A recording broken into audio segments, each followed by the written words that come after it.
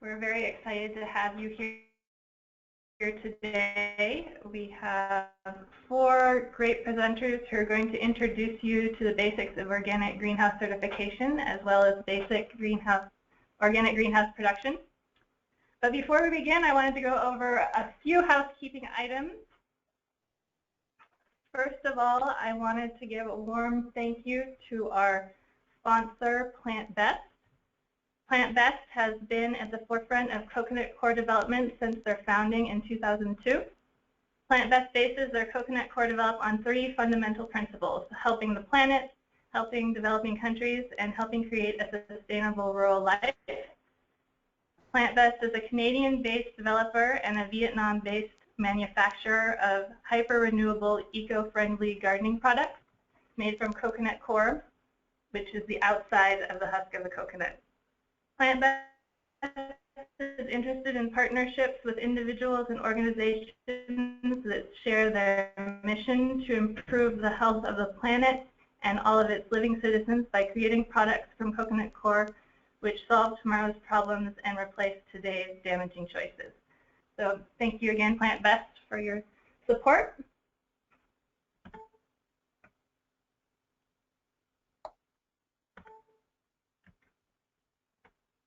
Also, if you are having problems hooking up to the webinar, if you can't see, if you can't hear, please call our office for support.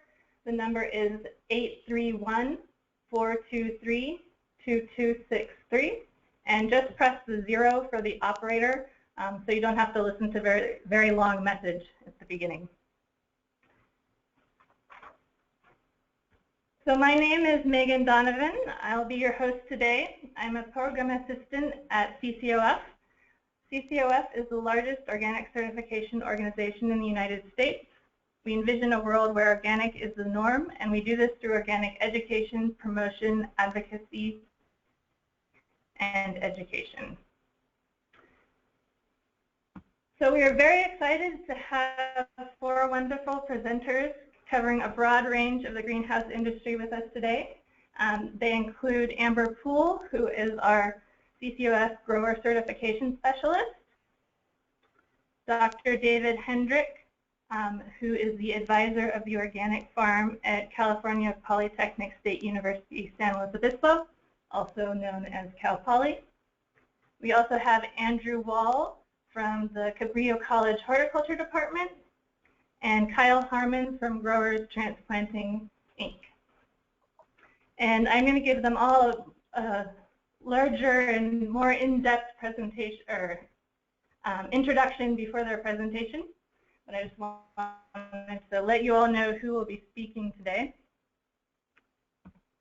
And then I also wanted to go over how to use GoToWebinar. So you're looking at an example of GoToWebinar attendee interface, which is made up of 2 parts. The viewer window on the left, which allows you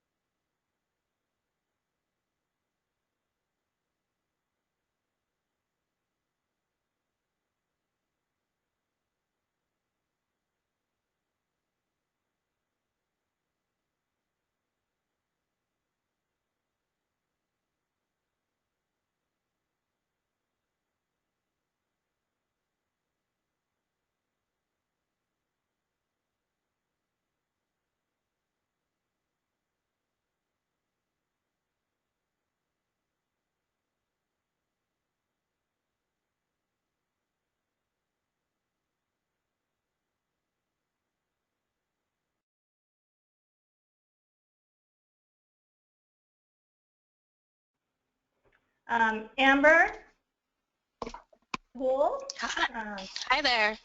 Hi. So, oops, back. Let me just switch this over to you and then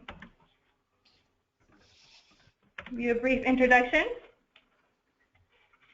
So Amber Poole is a grower certification specialist here at CCOF. In addition to over 8 years of experience in organic certification, Amber has experience with integrated pest management, plant protection, and nursery management. For 10 years, she worked as a certified nursery consultant with the nursery department of the largest home improvement retailer in the United States. Amber holds a bachelor's degree in environmental horticulture from Cal Poly San Luis Obispo. So thank you very much, Amber, for being here today. And we all look forward to your presentation. Thank you for having me. I'm excited. And so I just wanted to reiterate, I'm happy to answer any questions. I saw the participants list and I see that you come from a variety of backgrounds. So if my presentation doesn't cover your question, I'm happy to do my best to answer it.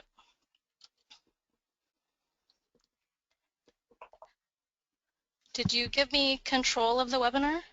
I did. Okay. It's not going forward. All right. There we go. All right. Okay. So I'm going to give you an introduction to organic certification of greenhouses. So are the USDA organic requirements different for greenhouse crop production than they are for in-the-ground crop production? And no, the requirements are the same. So the definition of organic production is a production system managed to respond to site-specific conditions by integrating cultural, biological, mechanical practices that foster the cycling of resources, promote ecological balance, and conservation of biodiversity. So to start the certification process, you submit your application, which becomes your organic system plan. And in the industry, you are going to hear that referred to as the OSP. We review your application, which becomes your OSP. If your application looks like you can comply with the USDA regulations, then we send an inspector to your operation. The inspector will write a report that's just an observation of what they see. Your inspector doesn't decide whether or not your operation is certified. Your inspection report will be reviewed by a certification specialist such as myself, and we'll take a look at it and see if your report matches what you said you're doing in your plan. We might need some updates. You might be ready to go, and then we issue your certification, and your certification is valid until you withdraw it or if you get suspended. And then annually, you'll have an inspection and a renewal of your certification. So some more details about the OSP. It's just a description of what your practices are going to be so we can demonstrate that you are meeting the USDA organic standards. It's a contract between your certifier and yourself. It's a living document, which means your farming or greenhouse operation practices may change throughout the year, so you can update your plan as needed, and only the sections of your plan that need to be updated. You don't have to update your entire plan every year. Just let us know at the renewal that you're going to do everything the same or you have some updates. So each year we're going to verify through the inspection that your organic system plan is current and it does comply with the National Organic Program Standards. And so you're also going to see a lot of acronyms. So NOP is National Organic Program, which is the USDA organic. So even though the regulations for greenhouse certification is the same as in-ground production, our organic system plan is very farmer-centric, so you may not need to fill out every form. And so this is the first page of the grower organic system plan, and it's sort of a checklist, and it guides you to which pages you need to complete.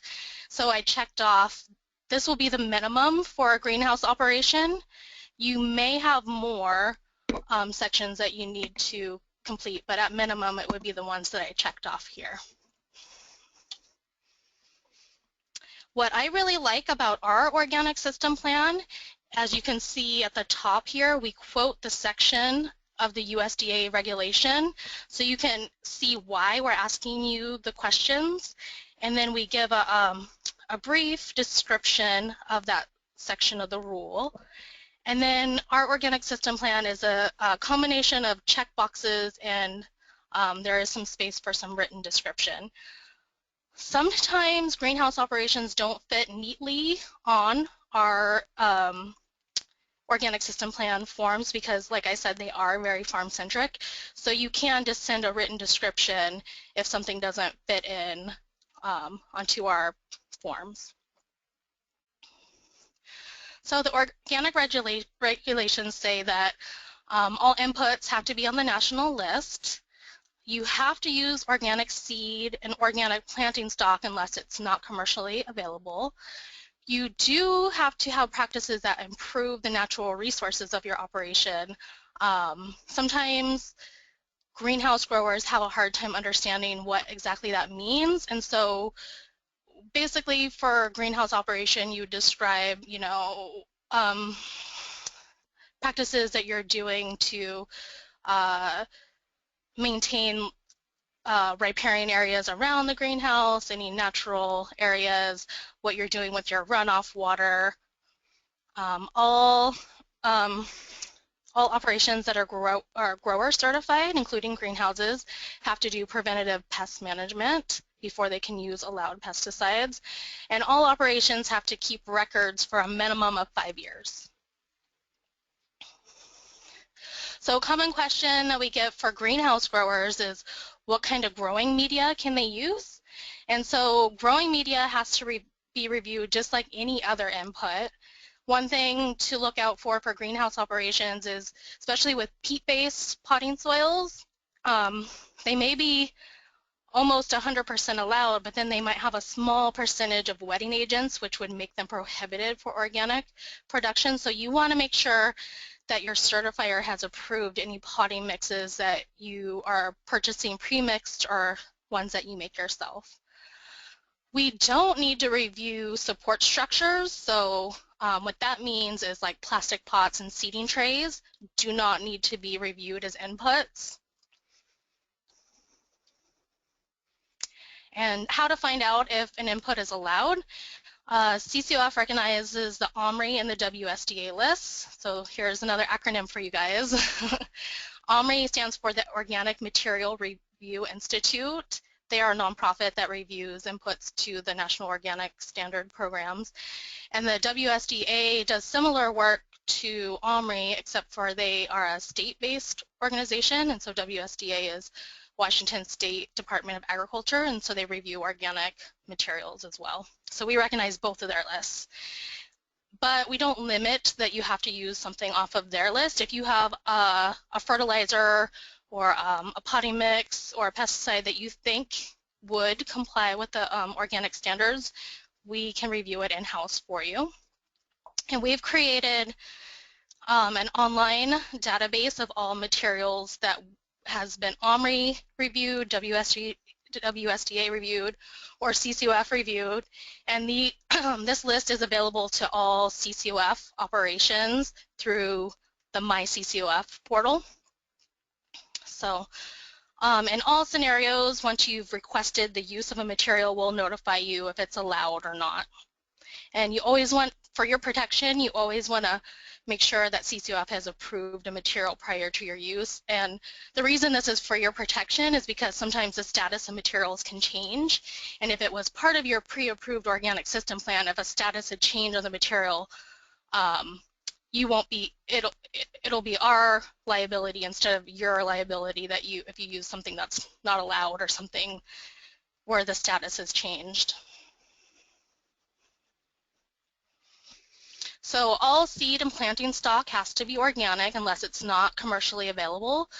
And if you do use non-organic seed, it has to be documented as untreated, and it can't be GMO. A lot of greenhouse operations grow transplants on contract for other operations where the other operations provide the seed. So if you're a contract grower and your customer is providing you with a non-organic seed, then you also need to maintain documentation from them explaining why they weren't able to provide you with organic seed. So another common question is, does a greenhouse have to be built on land that has been free of prohibited materials for 3 years? And the answer is no, as long as the plants, including the roots, are contained in a container and they don't make contact with the ground. Another common question is, can treated lumber be used for the construction of your greenhouse building or your plant tables? And yes, treated wood can be used, but you have to have a system in place where the crop or the growing media doesn't come in contact with the treated wood. Commonly, a greenhouse grower that's been growing conventionally will come to us for organic certification, and you can transition your non-organic greenhouses to organic as long as there's a clean out first and you have described that in your organic system plan and that's been approved by your certifier first. So pest management for organic production is basic IPM or integrated pest management. So before you use an allowed pesticide, something that's OMRI or USDA listed, you first have to demonstrate that you have cultural practices in place, that you have biological controls in place, and you have mechanical controls in place. And if you are able to demonstrate that those things don't work, then you can apply allowed pesticides. As a certifier, we often get asked, what material can I use for a certain pest problem? And since we're the ones certifying you, we can't consult. We can't tell you what to use because we're the ones certifying you, but we can give you some resources to help. And some of my favorite resources are ATRA and the UC IPM website. And so ATRA, if you go to this link that I provided on the page here, ATRA has a biorationals page where you can actually put in what pest you have, and it'll give you a list of OMRI listed materials. But once again, once you find that material you want to use, you want to get that approved by your certifier. The UC IPM site, it is an IPM site, so they start with the mechanical, biological, and cultural controls, and then to the softer organic approved pesticides, and finally, as a last resort, they recommend the conventional pesticides, which would not be compatible with organic production. So, can you have a mixed operation, which is comprised of organic and non-organic greenhouses, and still be certified? And you can, but you're going to have to include lots of extra details in your organic system plan. So you have to describe how organic and non-organic production is physically separate, how you're preventing commingling of water, growing media, seed, and inputs. You have to have pre-approved measures to prevent cross-contamination of any shared spray equipment or any shared irrigation lines. And you have to have records that demonstrate that no commingling of organic and non-organic has occurred. So an example would be you have to have records to demonstrate that you purchased enough organic potting soil and enough organic seed to grow the amount of organic transplants you sold. So critical control points, and this is especially important for mixed operations or for operations that are growing near conventional operations. So we're going to look and see if there's a GMO risk or a pesticide drift risk or any issues with the neighboring land or greenhouses. If there's kind of crops grown in a buffer, sometimes this is not an issue in greenhouses because of the walls, but if you have like some mother stock that's out in the open, we would see that, you know, if there's a risk that your neighbor might be spraying it, that you can't use those as organic plants. Other safeguards are just letting your neighbor know that you're moving into organic production, and just signage is really highly recommended, especially if you're a mixed operation, so your staff doesn't get confused. So if you share any application equipment, you must demonstrate that the shared fertilizer or pesticide equipment was clean prior to use and organic, and you need to document that and have that available at your inspections. Irrigation water, we need to make sure that the irrigation water is not contaminated, and if you have any fertigation, we need to see that you know, that you're not sharing plumbing between conventional and organic fertigation. Storage of materials on site is really important, especially if you're a mixed operation. You have to have clear, separate organic and non-organic material storage. That way somebody doesn't accidentally use the wrong material in one of your greenhouses. Transplant labeling. So the little plant tags are not considered retail labels. However, if they use elements of retail labeling, so like the USDA logo or the CCOF logo or whoever your certifier is, their logo, then the certifier does need to review and approve these. And a lot of times greenhouse growers are growing 100 different varieties of transplants. So if you're able to send us a plant tag that's sort of a sample template, then we can approve that, and then a lot of people just print their tags on site and they can just switch out the variety name. Record keeping, you have to have clear records that demonstrate that you meet the National Organic Program standards. All your input applications have to be tracked. You have to be able to track transplants back from the greenhouse to the seed purchase. You have to have records of all your sales. Your records are adapted to the scale of your operation, so they might be really super simple. I've seen some greenhouse operations that just log everything on a wall calendar. Some operations are really big and they have, electronic tracking. So it's just adapted to your operation, but you have to keep these records. And records must be kept for 5 years, and your records must disclose all the activities that happen on your greenhouse operation. So before we'll even send out an inspector to your operation, your greenhouse must be fully constructed and ready for organic production. We may or may not require that the initial inspection be delayed until you have actual plants growing in the greenhouse. That way we can be sure that you're able to demonstrate compliance. At the inspection, your inspector will review your organic system plan. They'll observe your practices and verify your records. They'll take a tour of your greenhouse. If you're a mixed operation, they might take a look at some of your conventional production to see how you're separating it from organic. All the records pertaining to your organic production and practices will be reviewed. Your inspector will make sure that you have a basic understanding of the organic regulations. They'll review your audit trail, which is your record keeping. And finally, at the end of your inspection, your inspector will leave you an exit interview. So if you're missing anything or if there was an issue noted, it'll be on your exit interview, so you won't be surprised when you receive your inspection report that something was missing or something may be wrong. Other things just to keep in mind is, as I said before, your organic system plan is a living document that can change as you go along.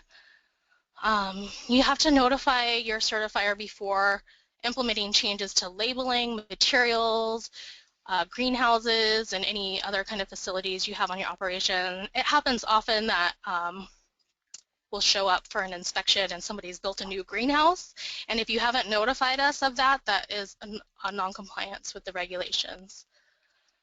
All your labels must be available for inspections, and just remember that standards can change too.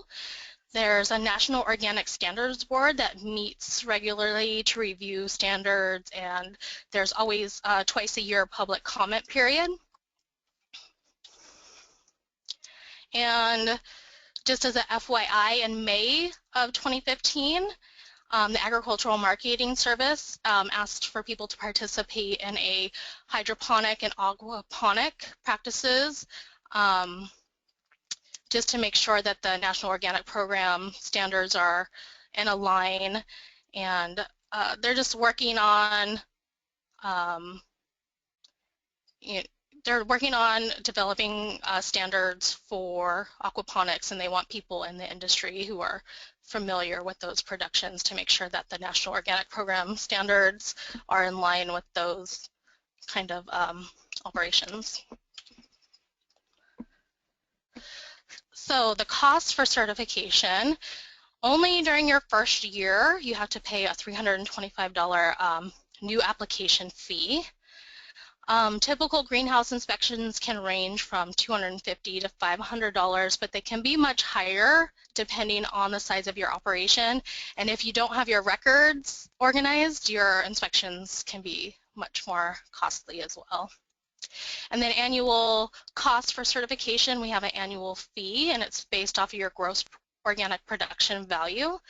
So the lowest is $220 a year. And you can kind of see the range there in that slide.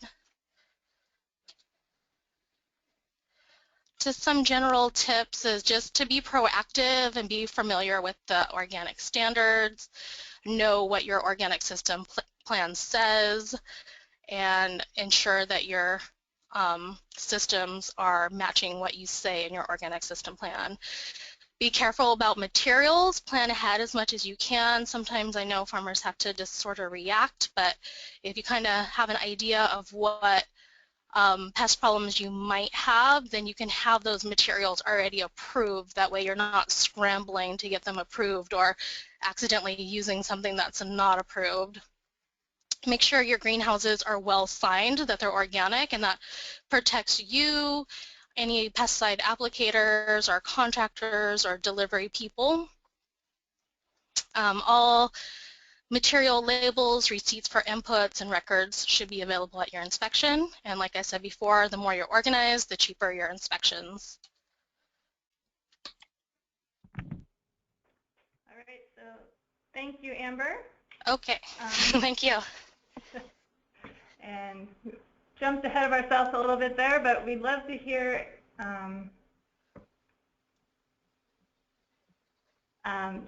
from the audience, what is the biggest barrier for you in transitioning to organic greenhouse production? And Amber, we have a bunch of great questions for you. First of all, just to give everybody an idea of kind of who's out in the audience today, we have people that are growing leafy greens, mushrooms, coffee, passion fruit, succulents, kale, figs, wheatgrass, and microgreens. So really great diversity there. And so one of the questions we got, Amber, was how to streamline organic certification process for non-traditional greenhouses. Right now they're developing off-grid greenhouses from refurbished shipping containers. They're food grade and are completely sealed. Okay, we can certify those types of operations if you're relying on lighting for instead of sunlight. We want to see how they're energy efficient, and that will kind of meet the natural resource requirements. I'm not sure what other details you wanted to know, but that was the first thing that struck me about that type of system. Great. Another question we got is if you could redefine what commercially available organic seed means. Okay. There's a lot of different things that can mean. And so when you buy non-organic seed, you have to demonstrate to your certifier that it wasn't commercially available. So that can mean a couple things.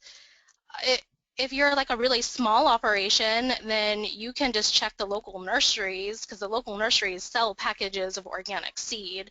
If you're a huge operation growing tomatoes on contract for a tomato sauce operation, they might have a certain proprietary variety that they provide you seeds with, and so you would need documentation from them saying why they can't provide that seed in organic. So it could be it's just not commercially available in the quantity you need. It can be the quality of the seed is not as good in the organic form. There's a lot of different ways to demonstrate that, but you do have to demonstrate that you've checked with seed companies that are known to provide organic seed. All right, great. And another question that came in is, can you clarify CCOF certification versus the USDA certification? And then kind of in addition to that, does USDA certify? Okay, so CCOF is accredited by the USDA to do certification work. We are the largest and the oldest in the United States, but we're not the only one. I think there's at least 40. And so anybody who's been certified by a USDA accredited certifier can use the USDA logo, but the USDA itself doesn't do any of the certification work.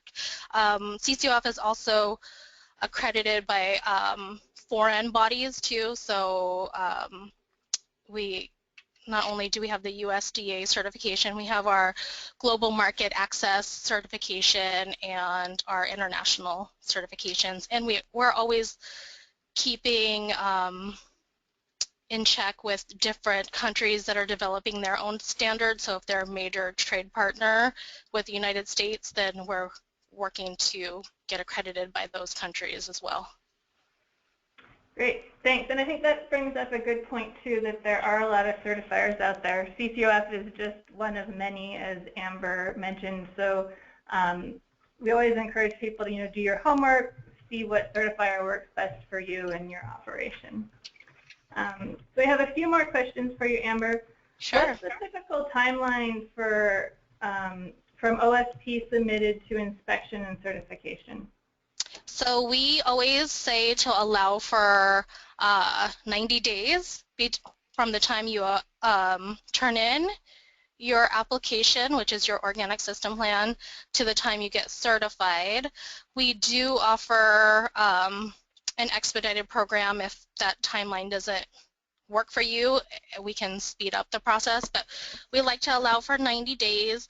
That way, what happens is you submit your organic system plan, there might be something missing, so there might be a couple weeks of back and forth between CCOF or whoever your certifier is and actually accepting your application, because we want to make sure the application is complete before we waste anybody's time sending an inspector out there. We want to make sure that you're actually able to comply with the regulations before we send out an inspector.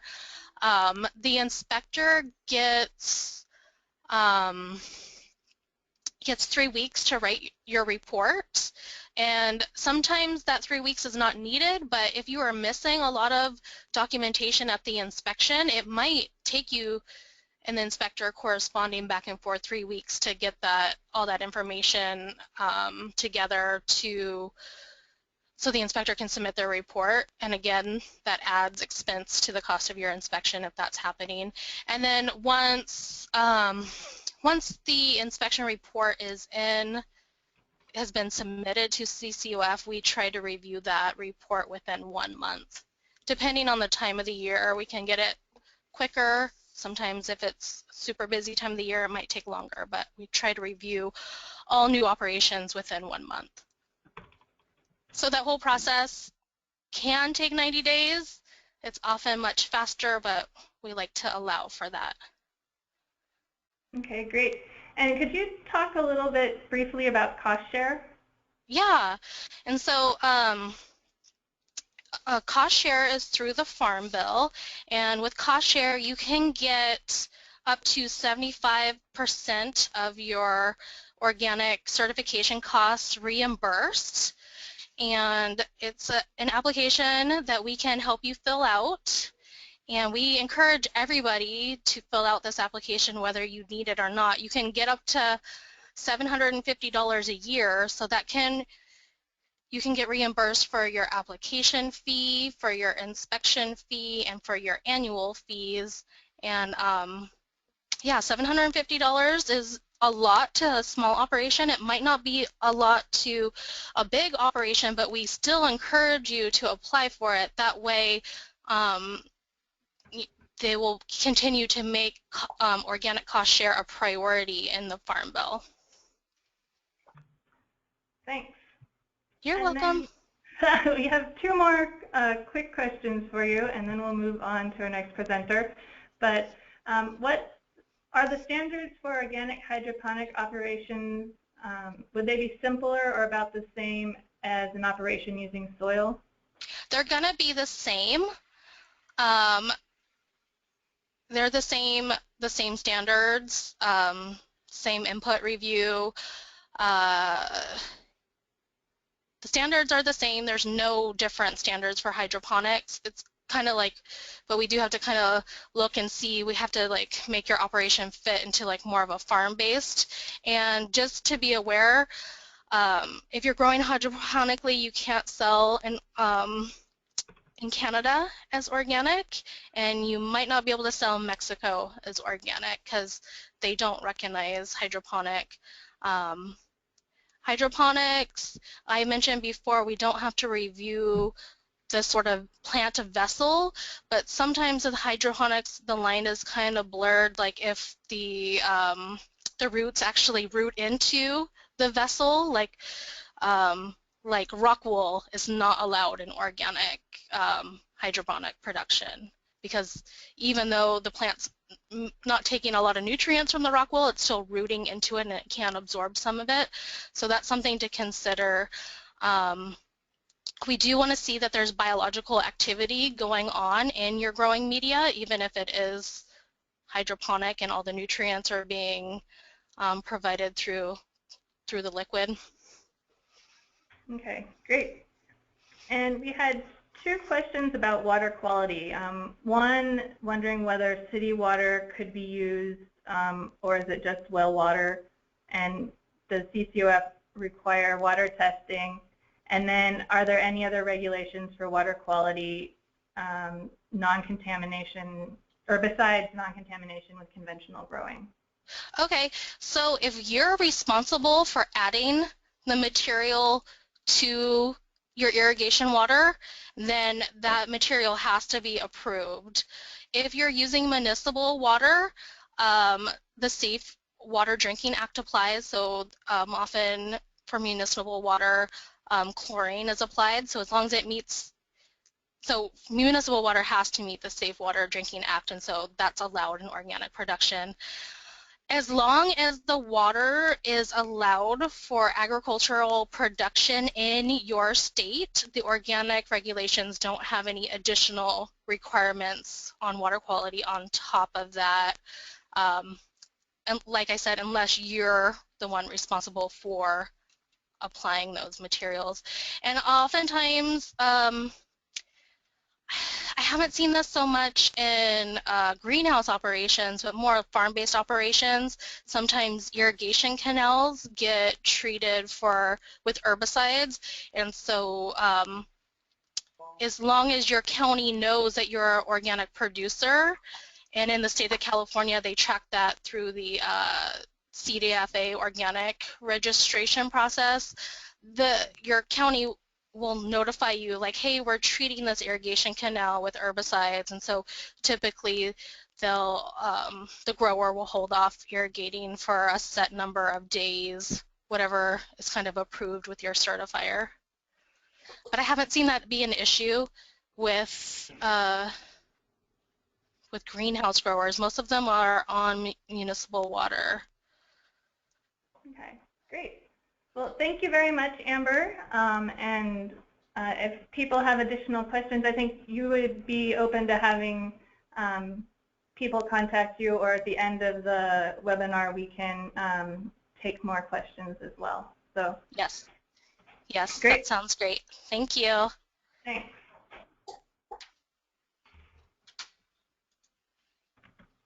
All right, so our next presenter is Dr. David Hendricks.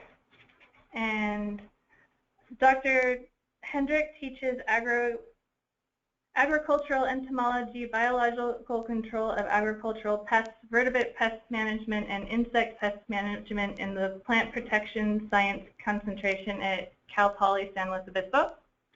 He earned his PhD from the University of California, Riverside, and conducts research on insect pest management in greenhouses, vegetable, and citrus cropping systems.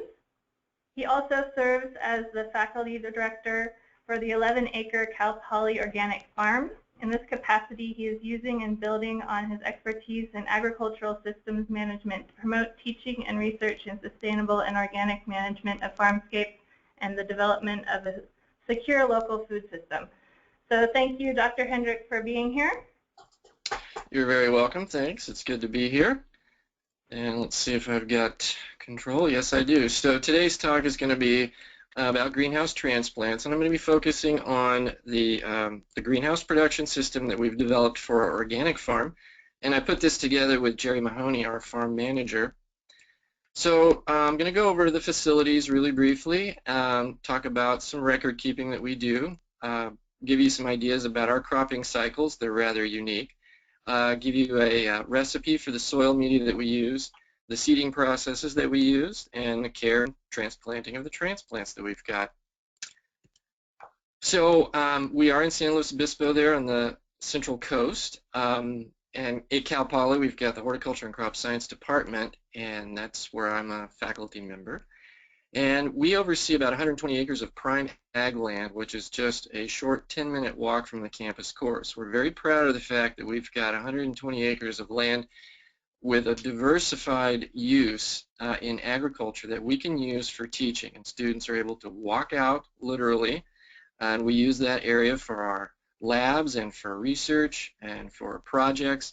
And we have the learn by doing student focus, so they're literally able to conduct their labs and their learning right there in the fields. And we have a variety of different cropping systems in place that include field crops, as well as greenhouse operations and a new hydroponic greenhouse that we've built. And again, it's all student focused. We want students involved in every aspect of the growing process so that they're able to walk out of here really ready to hit the ground running.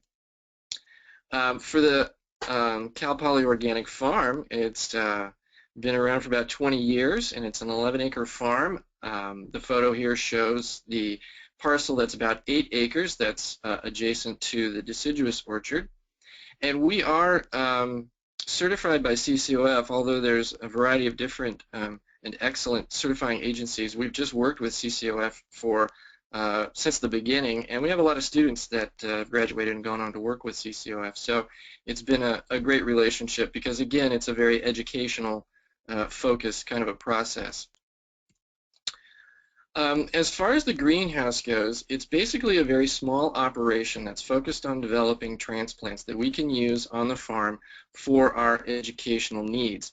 And with regards to those educational needs, we want to have a lot of different varieties going, and we want to have them going at all times. And so we are constantly seeding and transplanting. Basically, we want all stages of plant growth in the field all the time so that students are able to see the crop development basically within just a very narrow window. Our quarter system is 10 weeks long, and so we have to be able to have everything kind of going all at once. So we have a 750 square foot greenhouse space that's adjacent to the farm. It's a very simple unit. It's one of the older greenhouses that we have on campus, and it's basically an evaporative cooled system. It's got a slab floor, and it's got its own water supply, and that water supply is domestic.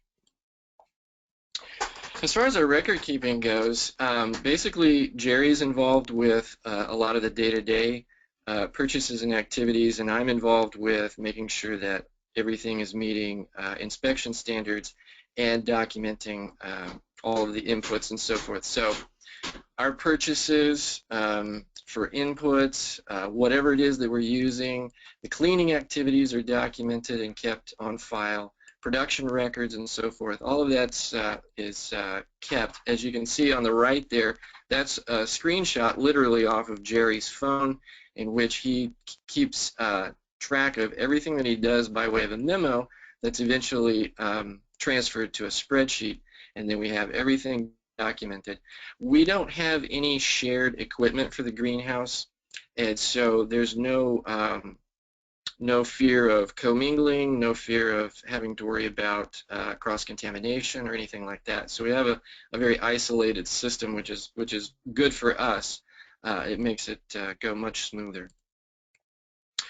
As far as sales and so forth, basically the university is the accounting body for us, and so they keep track of all the sales, they keep track of all of the employee hiring and all of the bookkeeping. So that burden is off of us, and again, that helps faculty and so forth focus on teaching as opposed to all the other stuff that we're not very good at. So we have a tremendous amount of support from the university for record keeping, and all of that goes into just making the inspection go very smoothly. As Amber said, we have everything organized ahead of time, everything in spreadsheets, and we can do an audit trail literally in the moment during the inspection process.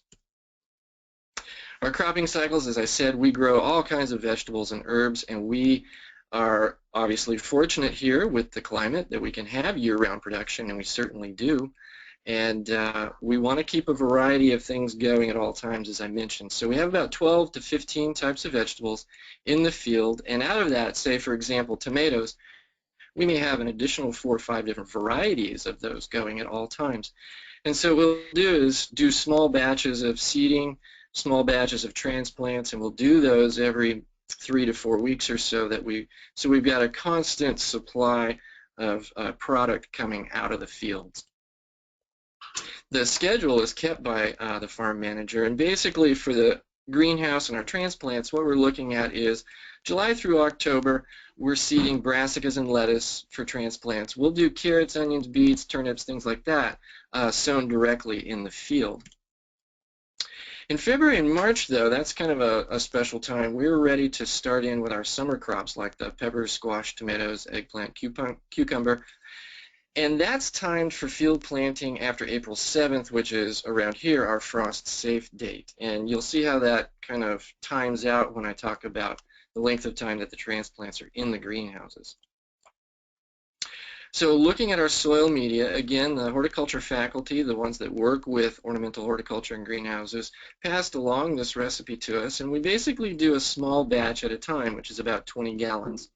And it includes 10 gallons of peat moss, 10 gallons of vermiculite, perlite, or some sort of combination thereof, and a cup of blood meal and a cup of bone meal. Here's the ingredients and the sources. We basically get the peat moss and the perlite through the Horticulture and Crop Science Department. It is OMRI approved and available for use in organic production. And a 3 cubic foot bag of peat moss is about $32 and about $20 for the same amount of perlite, and then about $15 for a pound of the blood and the bone meal, and we can get those from local suppliers. There's a variety of different organic products available at nurseries around town. So what we do is, and we don't have to worry about the wetting agents because all of this is just natural, there's no additives, and we are in control of the mixing. And we'll take the peat moss and break that up into fine grain. We'll add the perlite, and then we have a very straightforward system. We just dump that out onto the cement floor. We add our blood meal and bone meal, and we mix it with a little bit of water, and we get it all mixed up and basically just moist enough so that it holds together when you grip it in your hands.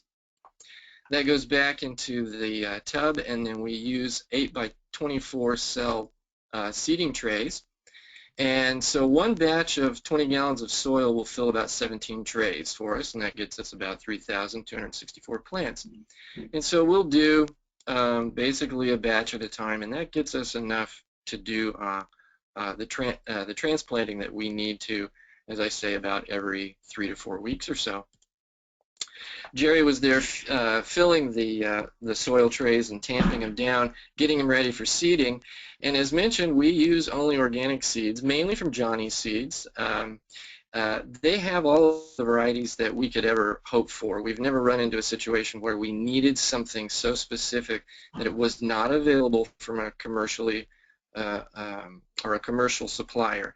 And so we've had plenty of luck, and Johnny Seeds has a huge variety for us. So we keep all of our seeds separated and in containers and in a locked container that's marked with organic seeds, so there's no possibility of cross-contamination. And here's the tray that's ready for seeding, and the cells there you see are lightly compressed with a little well that's ready to take the seed. And we'll either do hand or vacuum seeding. The hand seeding is basically for seeds that are oddly shaped or don't lend themselves to vacuum seeding, and that's time-consuming, very laborious to drop a little seed in each one of those wells. So we like the vacuum seeding approach. And with vacuum seeding, basically you've got an upper tray that has an array of small holes, and you put a vacuum on that and it draws air through, and that sucks the seed down onto those holes. And so you can see that the seed shape really matters. And so these round seeds like brassicas do very well, and they can get sucked right onto that little hole that you see with the yellow arrow there on the bottom right. And then you can also see how something like a pumpkin seed wouldn't really work very well in this system. We also use pelleted seeds, and with pelleted seeds, especially something like the lettuces and so forth, you really need to make sure that the materials in the seed coating meet the organic standards. And you can get those materials lists from the seed companies, and they will provide everything that's in there. And as long as you have that for inspections, then there's no question. But if you have pelleted seeds and you have no documentation of what's in the pelleted material, that could slow down your inspection process. So the vacuum seeder is very straightforward. You hook up the vacuum, turn it on, you can see the seed tray ready there on the right there. The seed goes on, the vacuum turns on, and then the seed are held in place. You can dump out the excess, flip that over onto the seed tray, turn off the vacuum, and the seeds drop down into the cells. Now you need to make sure that there's a seed in every one of those cells that are indicated by the little yellow arrows, and add if one got missed or so forth. And then you top that off with a little bit more soil. You need to make sure that you can see the grates of the seed tray in there, because you don't want the roots growing over and commingling. It makes it kind of hard to get them out at the time of transplanting and separated without damaging them. And then of course you're hoping for a nice germination from that. Because we have so many different varieties going and we're just constantly having turnover, we have to be very careful about tagging our seed trays. So we will put in these either sticks or plastic or wood sticks, and then those go in marked with the variety and the date. That helps us keep track of what's to come. As far as the care for that, basically you just need to keep the soil moist. We water twice a day in the spring and summer, and just once in the winter. We water until we see the water dripping out of the bottom of the cells. It's a good idea to overwater once every couple of weeks to flush those cells, especially if you have issues with water quality or high salt fertilizers. It's good to kind of rinse all of that out. In terms of pest management, we are very, very lucky. We have such a short turnaround time that we just don't really get a lot of pest buildup. We have a small enough facility that it's easy to monitor and keep clean. If we have any problems at all, it's basically, it could be aphids or something like that. But what happens when we go to the hardening off process, which I'll explain in a second, that tends to sort of take care of itself. They get smoked when they go outside. We do not use any pesticides at all in the greenhouse. We've not had any problems that required pesticide use. If we get fungus gnats going, basically that can be controlled with diatomaceous earth and basically just keeping the greenhouse clean. The nice thing with having a cement pad is that you can wash it off, scrub it and dry it, and help keep the algae buildup from encouraging fungus gnat activity. We also take care of the trays and hopefully manage any soil pathogens that might build up. And basically it's taking the tray and giving it a good rinse off with a chlorine bath. It's 1 cup of chlorine to 50 gallons of water. We do a clean rinse, and then we let them air dry in the sun. And that has done a fantastic job. We don't usually have any problems with soil pathogens with this approach. So as far as the timing goes, we're going to have the squash, cucumbers, and lettuce and brassicas in about 3 to 5 weeks, so it goes fairly quick. The longer term stuff would be the tomatoes, eggplants, and peppers, which are there for 8 to 10 weeks. All of that can take a little bit longer in the winter. So we use that kind of as a way to time when we want to plant things and have them ready. So we may get the tomatoes, eggplants, and peppers started a little bit earlier in February so that they're ready for that mid-April planting date. And this, of course, is what we're hoping for, a job well done, a nice full stand of melon seedlings here ready to go. But before we take them out to the field directly, you've got to harden them off. And so around here, we can expose the trays to full sun. Basically, take them out of the greenhouse and set them on tables outside. And we go for at least a week that way. If you're in an area that there's a lot of harsh sun or a lot of harsh dry wind, you can start with half days. Just move them back and forth between the greenhouse to the outside and get them hardened off and ready to go into the field. We also have to be careful about leaving the trays out if there's going to be a chance of frost. We've done that a couple of times, and of course that's the learn by doing approach. In terms of pest management outside the greenhouse, sometimes we can have birds and mice, might be a problem. But netting works very well to keep those plants protected, and of course just monitoring regularly to get on top of any problems. And then from the hardening off area to the field, and here's a photo of the students working the transplanter. They absolutely love doing this. You can see they're actually waiting in line to get their turn. They really enjoy the transplanting part, so it's nice to have students involved in all aspects of the production. So the transplants would go straight into the ground. We have that approach. We don't do a lot of soil fertilizing because we've got a very strong cover cropping system in place, and so we've found that we're not really having to use a lot of pre-plant fertilizers. We also have a new implement in town, and it's one that will put down a plastic mulch and drip tape at the same time, and you can see that with the peppers here on the right. And it's a fantastic setup. We really enjoy using it, and it really helps with the weeding issue. And so if we put drip in and we put our transplants into that, we're going to have our first water go about 24 hours with a medium flow tape, and then again 3 to 4 days later for about 8 hours, and then after that as needed. We do overhead watering as well here, and the first water for transplants is going to be about 5 hours, and then 1.5 hours every couple of days until they start to take off after about 1.5 weeks, and then again as needed. And of course this is what we're hoping for, a nice field of stand of vegetables ready to go and no weeds, which is really nice. And our students are very proud of the products that they are able to produce in our fields, and we market at farmers markets, and here's the farmers market stand with the fall produce that we're going to have coming up soon. And we've also started really aggressively marketing to grocery stores, and we're still heavily involved with local restaurants, and so our products are getting out to the town, and it's definitely a source of pride for the community and a source of pride for Cal Poly, and we're very, very happy that we're able to get our products out to the community.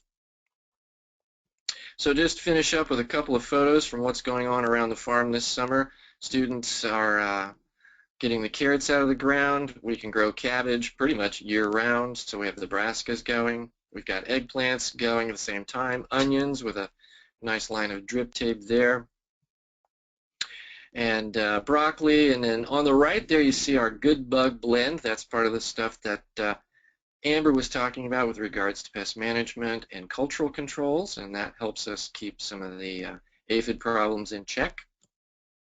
And then just finishing up with credits, and that's the end. All right, thank you very much, David. It's great to see the farm down there and everything that comes out of the greenhouse. So we had a number of questions from participants. First off, what do you use inside the greenhouse for control of powdery mildew and aphids? if we're going to use anything for aphids, it's going to be some sort of a biological, and my go-to is a small dipteran predator fly, and it's called Aphidiolides aphidiomyza. And I know that's a big mouthful, but I think Andrew's going to actually point that out in the next presentation, so be looking for that. It's a natural biological that's available through a variety of different beneficial natural enemy suppliers, Copert being one of them. That's the one that we use, and they're excellent at keeping aphid issues down. We have not had a big issue with powdery mildew, and again, it may be climate related, just dry enough. We're using a swamp cooler, so we don't really have a lot of humidity in there. And if we do, it would probably be sort of a natural homemade remedy that is basically using baking soda mixed with a little bit of water and some type of an oil, just as a spreader. And that salt in the baking soda will knock down the powdery mildew. The problem, though, is you've got to watch phytotoxicity. And so we really want to avoid having to do anything too drastic in the greenhouse. Those plants are very, very tender. And so for the most part, we do not have to do anything for powdery mildew. Great. And then someone was wondering if chlorine is allowed in organic systems for cleaning. Chlorine is allowed in organic systems for cleaning as long as you meet the parts per million requirement. With regards to the trays, what we're doing there is it ends up being 50 parts per million upstream, and we do a batch of trays, so maybe somewhere between a dozen and 20 trays at a time, and then by the time those are all cleaned off, I think the downstream parts per million is less than 10, maybe about 5. So what we found is that we're just using that for the trays. The trays get cleaned off, and then there is another clean rinse, and then they're air dried. So there's no chlorine contamination at that point. It's all gone. And so everything is basically according to those parts per million. Maybe Amber can speak more authoritatively on that with regards to actually using that for produce, but I don't think there's any issues with using that for the trays. Hi, this is Amber here. Yeah, there's no issue with the higher concentrations for cleaning your tools. The Safe Water Drinking Act has to be met for washing your actual produce. So it's not an issue for cleaning pots and cleaning tools, especially when there's that rinse, and then, you know, chlorine's a gas, so it's going to evaporate. But it's more of a restriction for it touching the food. So post-harvest handling, there is a restriction. All right, great. Thank you for that. And our final question, David, what is used to clean the floor of your greenhouse? Water and a broom. That's great. All right, keep it simple. Yeah, it's pretty yeah, we got to keep it simple, pretty straightforward. The nice thing is it's got good drainage, and so we really don't have a lot of buildup. There's just a couple of spots where it kind of pools up, and so as long as we just get it rinsed out and scrubbed off, and it eventually dries out, and that takes care of it. Okay, great. Well, thank you again, and as I said with Amber, at the end of the webinar, if there are more questions for David, we will address them at that time. So thanks a lot, and we will switch over to our next presenter. Great, thank you.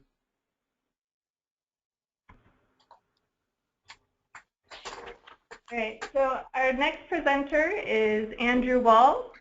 Andrew is the nursery and garden curator at Cabrillo College in Aptos, California. On the college's organic farm, Andrew and his students grow strawberries, mixed vegetables, and flowers. In the greenhouse, they produce organic transplants from the farm and for sale at the farmer's market. In the same greenhouse, they also produce conventional hydroponic vegetables. Prior to his position at Cabrillo College, Andrew worked as assistant manager at Four Winds Growers in Watsonville, California, a citrus, blueberry, olive, and avocado nursery. Andrew holds certificates in crop management as well as greenhouse nursery management from Cabrillo College. So thank you very much, Andrew, for being here. Thank you.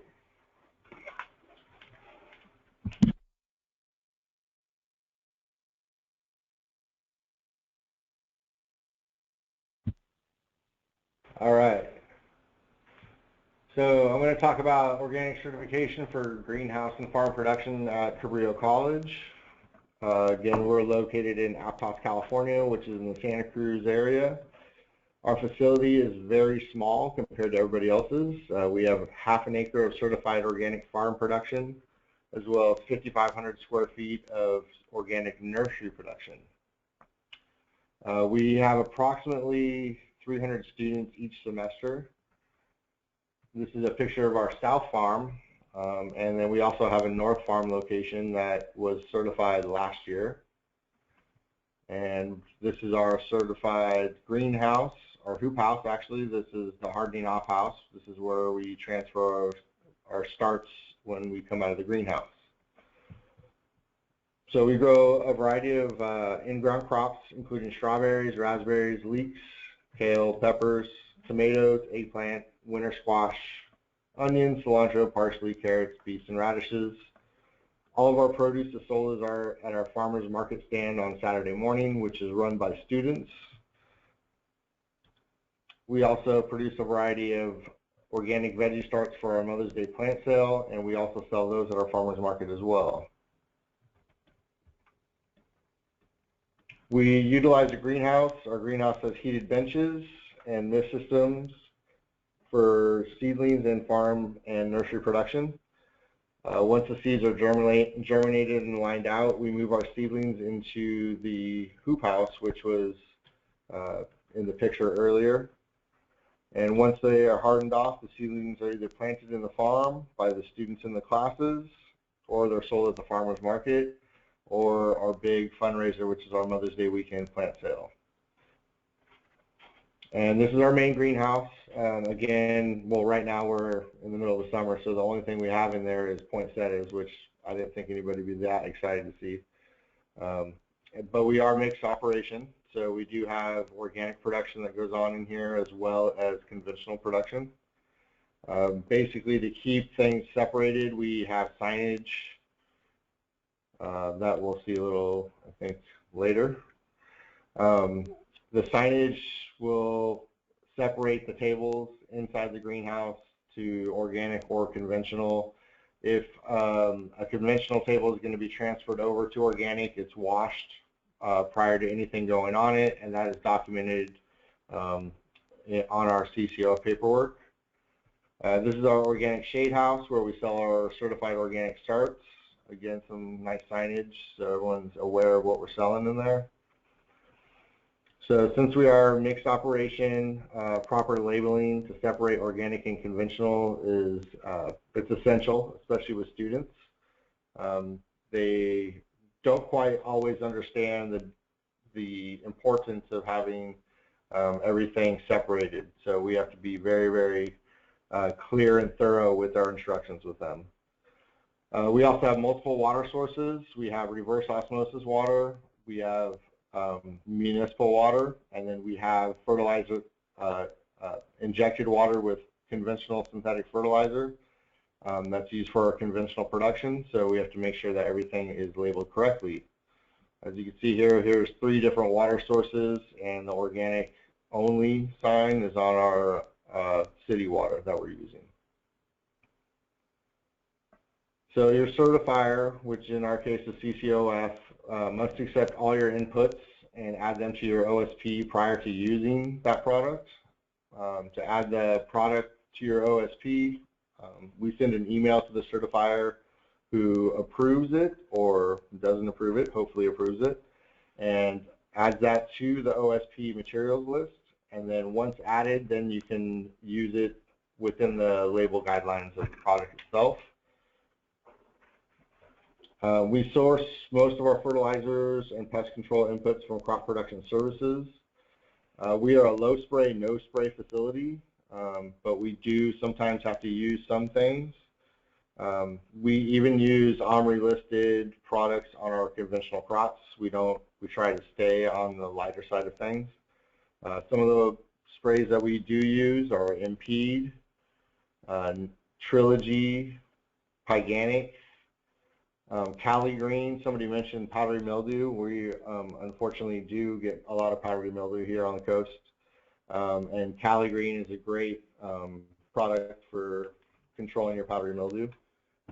And then we also use Serenade as kind of more of a preventative for powdery mildew. Our spray equipment is clearly labeled, and we do use 2 different sets of equipment for conventional sprays and organic sprays. And then we have, here's the 2 sprayers, so conventional only and organic sprays only. Since we're so small, we can actually just use a backpack sprayer.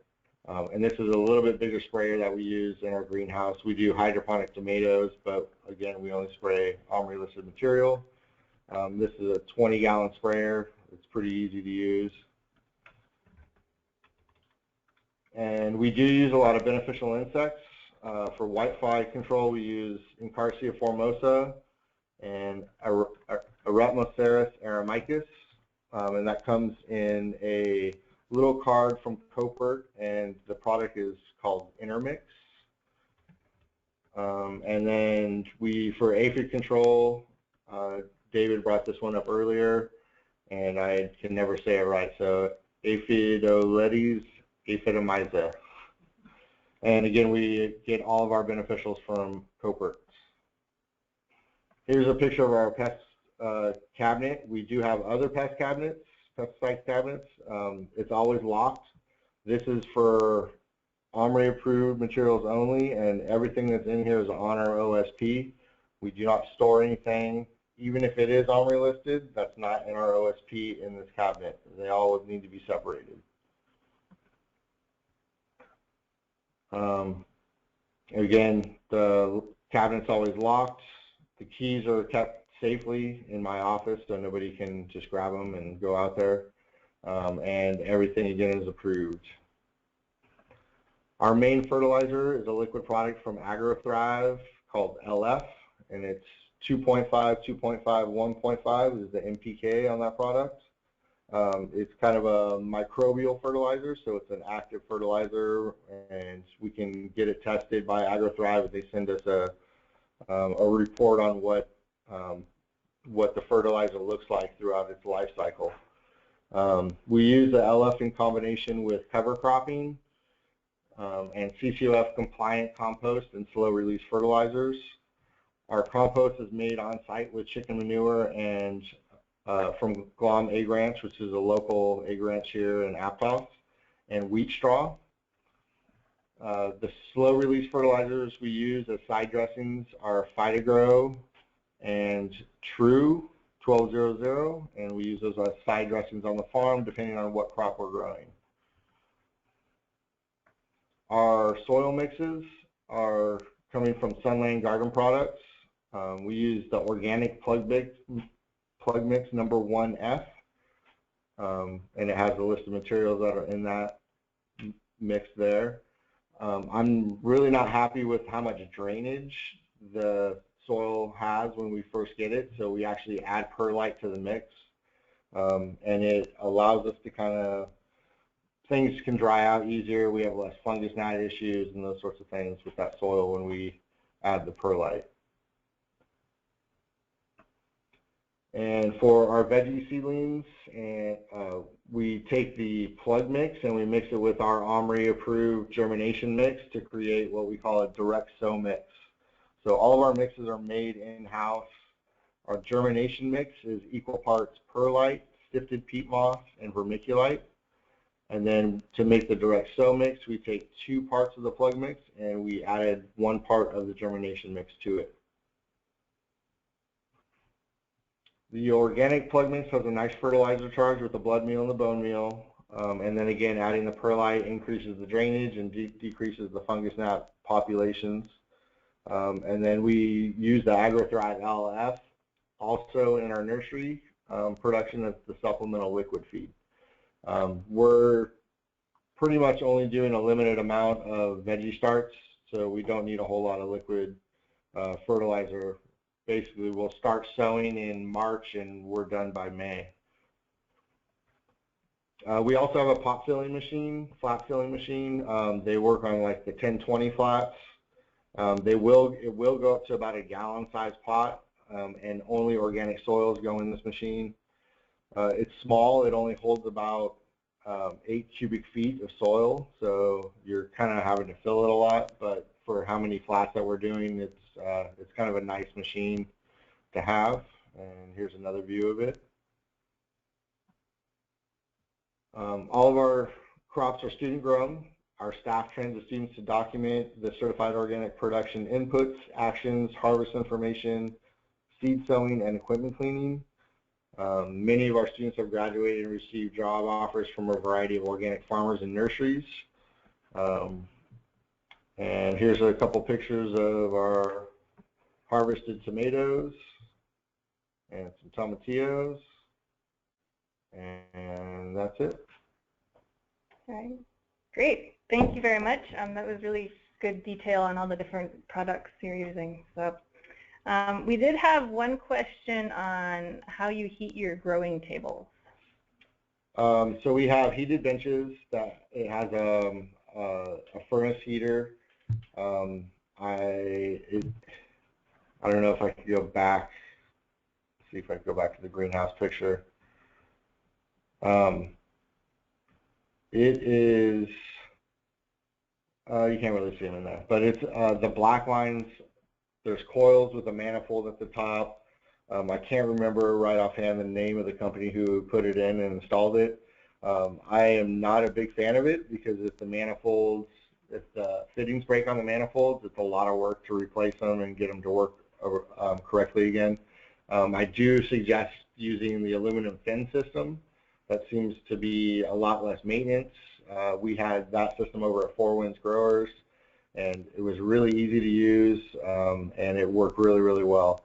The system we have really needs to run at an input heat at 130 degrees, and then the output heat is, which comes off the table, is usually about 72 to 75 degrees, depending on the fluctuations in temperature of the greenhouse.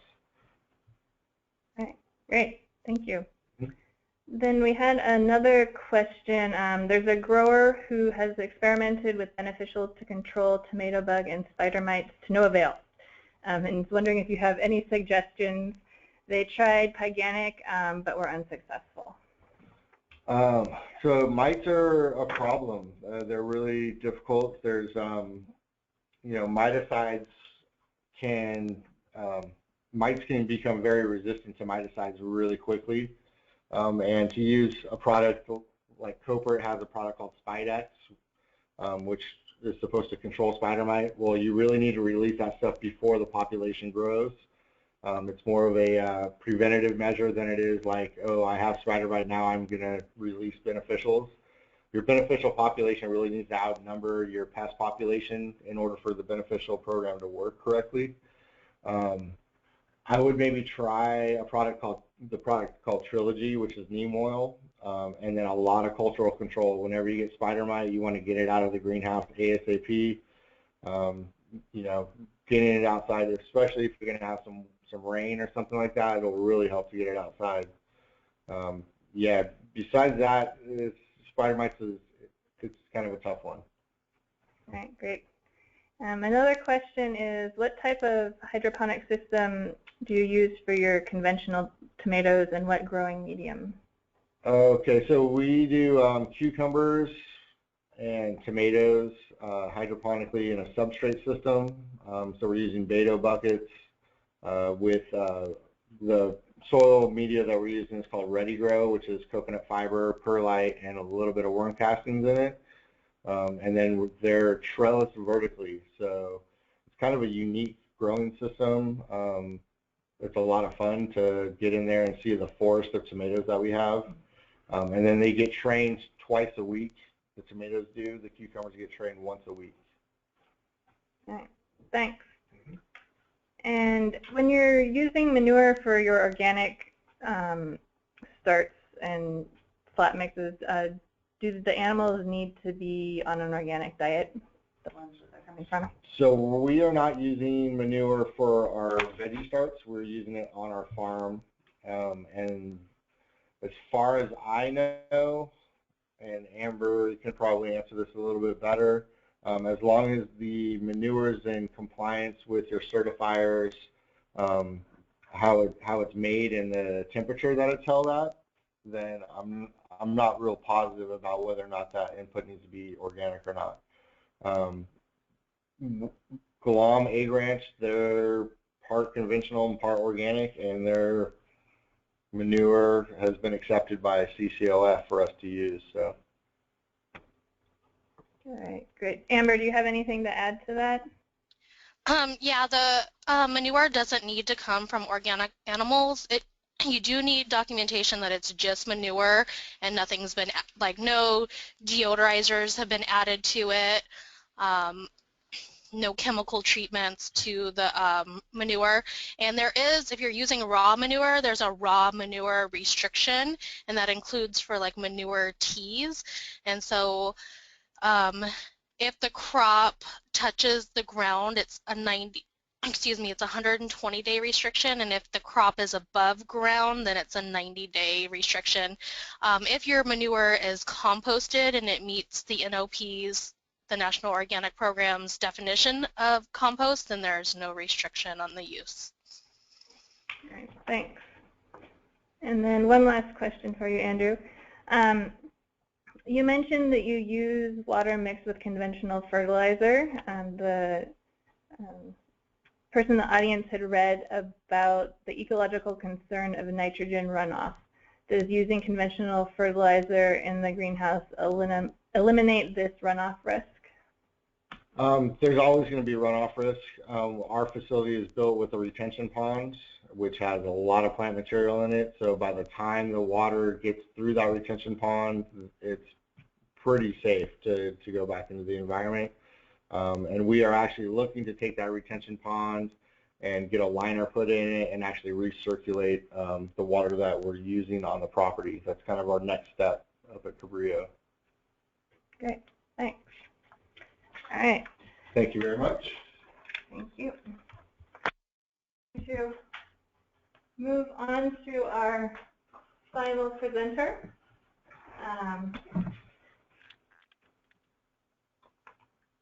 So Kyle Harmon works for Growers Transplanting, Inc., the 6th largest greenhouse growing operation in the United States, which operates both conventional and organic greenhouses on California's Central Coast. He oversees the company's organic and food safety certifications, as well as works as a sales representative. From 2009 to 2014, Kyle worked as a grower for the company, producing greenhouse-grown assorted herbs and vegetable transplants. Kyle earned a bachelor's degree in agriculture science from Cal Poly San Luis Obispo. So thank you for being here, Kyle. Thank you.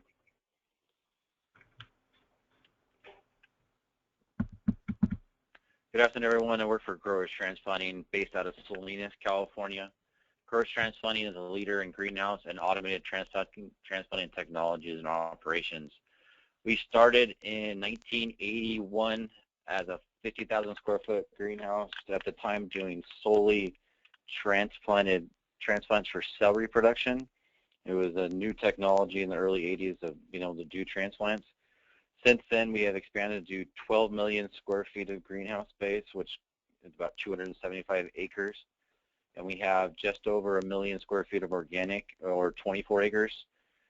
We are 11 locations throughout the state of California, have conventional and organic transplant production. We do about any crop that's grown in California. Our main crops are broccoli, cauliflower, tomatoes, celery, kale, and just getting into rubus production, as well as organic potted herbs. This is a little bit, you guys need a better idea where we're located. As far north as Half Moon Bay, just south of San Francisco.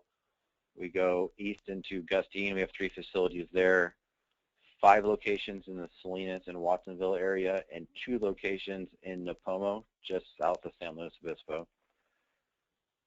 You can kind of get a glimpse of some of how the scale of our production is. It's a facility in Half Moon Bay. This facility has about 100,000 square feet of certified organic space. This here is strictly for the potted herb and microgreen production.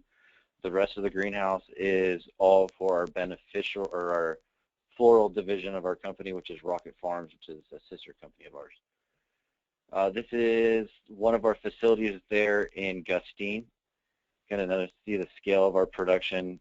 Everything you guys see in the center is greenhouse space, and everything around it is alfalfa ground and citrus production. This is our Watsonville facility. You can see how we do have this one segregated into conventional and organic. Everything in the white on the left-hand side is our conventional production, and everything in red is our organic production. These are all closed greenhouses, so we can segregate by closing the side of our greenhouses when we need to do plant protection sprays on the conventional or the organic, so there is no possibility of contamination. This is our main facility in Salinas. This is where we all start. This is where we started.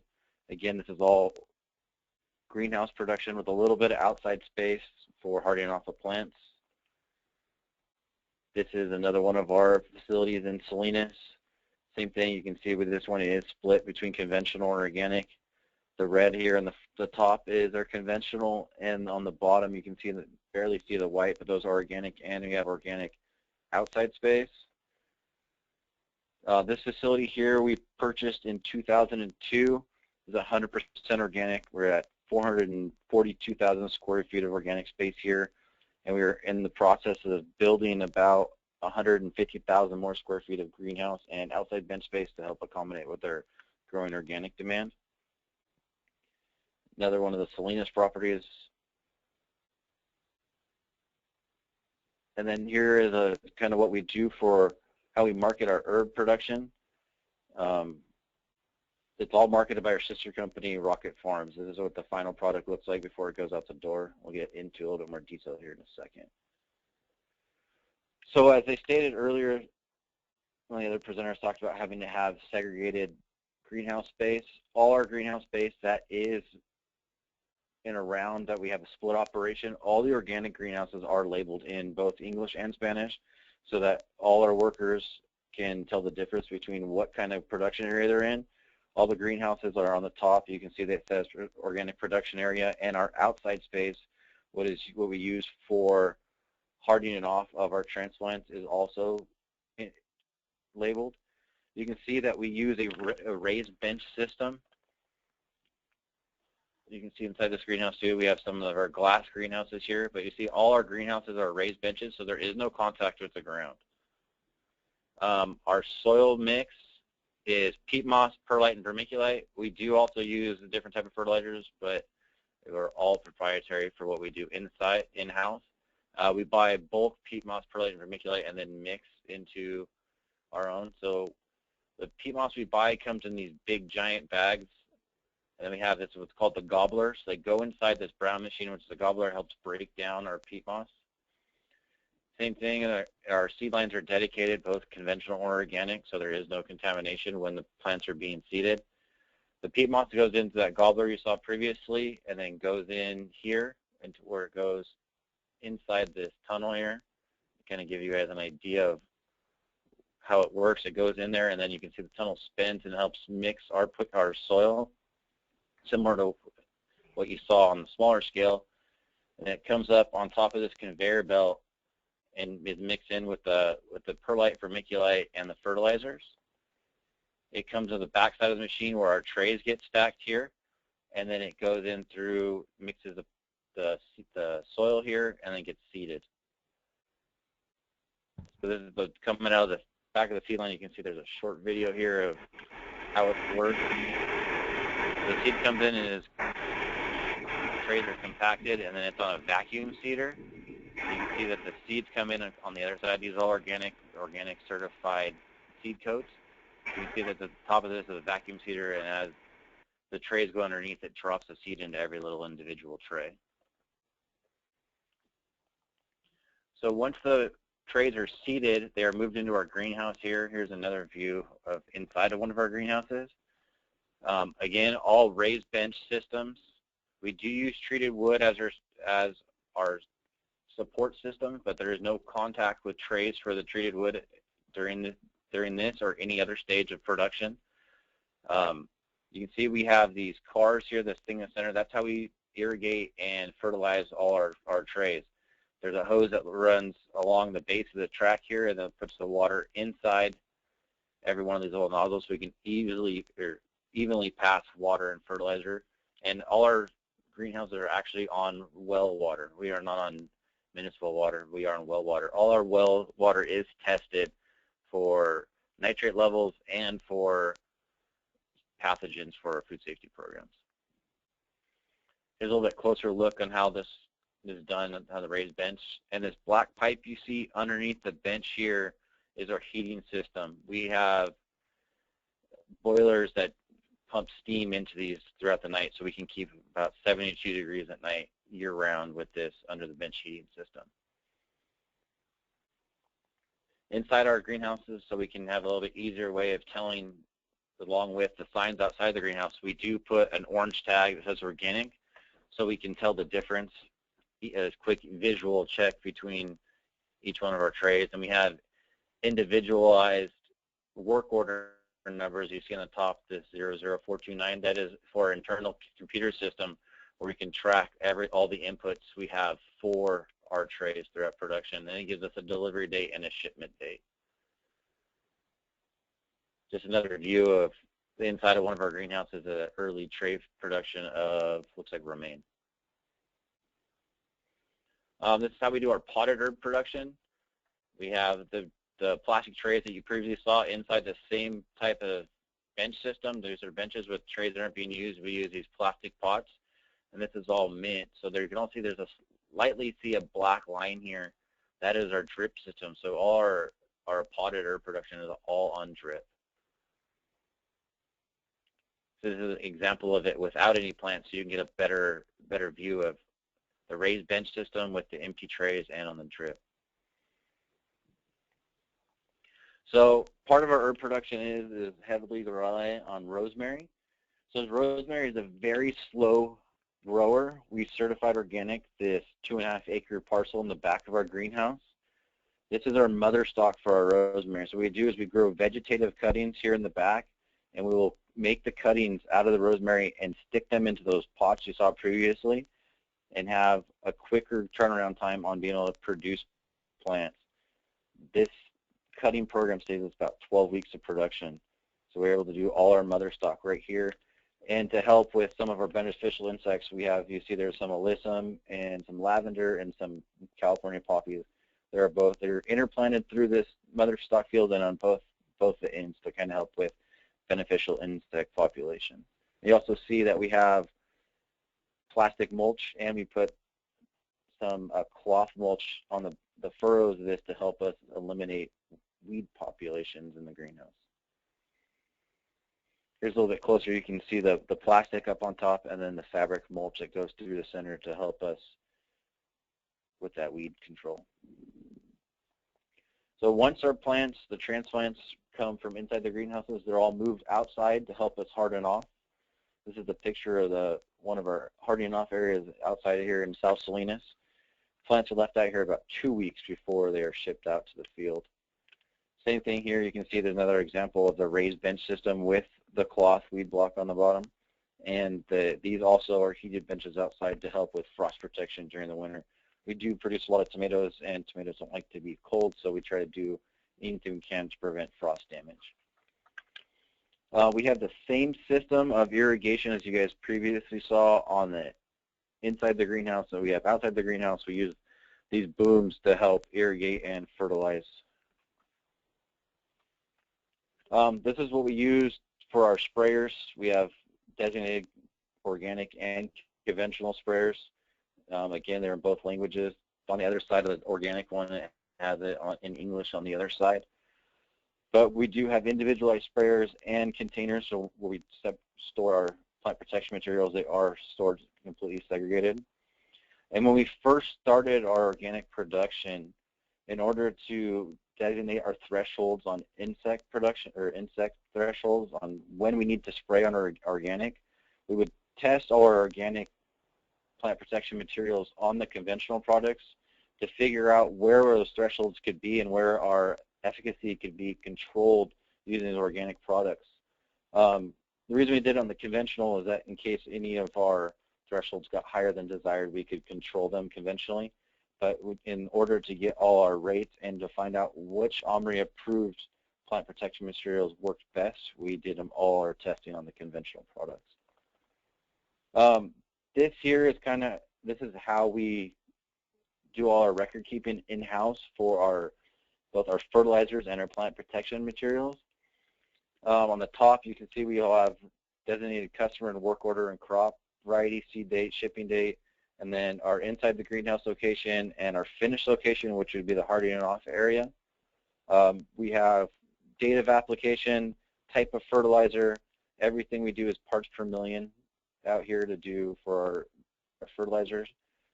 What pesticide we use, what the application rate was, application type, either it was a foliar, which was the machines you previously saw, or a drench type, what we can do through those boom systems. Our certified applicator, what their name is, what our target pest is, if it's mildew or aphids or any other type of pest, and the manufacturer name of the plant protection material. We keep all these inside. We just scan them and keep them in our digital system that pairs up with those work orders that you previously saw. We keep those in our computer systems for no less than 5 years.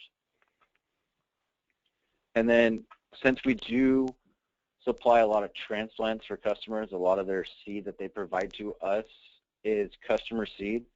So we send out this form. It kind of got a little tweaked when we put it on the PowerPoint. But we send this form to all our customers so they can provide their seed information to us so that we can make sure that everything we have is compliant to the NOP standards. So it's a real simple form. They just provide their crop, the variety of the supplier, with who they purchase it from, the manufacturer lot number, if the seed's organic or not. And then on the far right-hand side, you see the GMO status. You know, obviously, organic GMOs are not allowed. Treatment type, so if it is organically treated, it tells us what kind of treatment they have. A lot of lettuces will have different types of coating on it to ease transplanting or ease seeding. And then the document search for organic equivalent is strictly letters from the people, the seed suppliers, that they didn't have an organic equivalent of the seed that they supplied to us. And then these are just two quick little pictures of what our end product is. One on the top is organic romaine going in, and on the bottom is organic celery going in Imperial Valley last fall. So. All right, great. Thank you very much. It was great to see things at that scale. So we had one person write in asking what you use for mildew control. A lot of what you can do for mildew control is all going to be cultural practices, irrigating at the right times of day, and making sure you have enough air. But we also do preventatives with different types of copper products. There's organic copper products and sulfur products that work really good. And as some of the other gentlemen stated, that there are, you know, use something like Serenade as a good preventative control. Great, thank you. So I think we're going to take questions for everybody now. And we had another question for Amber. Does worm casting need to follow raw manure guidelines? Oh, does worm casting need to follow raw manure guidelines? It depends on what was fed to the worm. So if they were fed raw manure, then yes, but if they were just fed like vegetable scraps, then no. Okay, great, thanks. And then for all of the presenters, do you all use compost tea, and what are your results if you do? So we want to start with Andrew. This is Andrew. Yeah, no, we don't use compost tea. We've experimented with it in the past.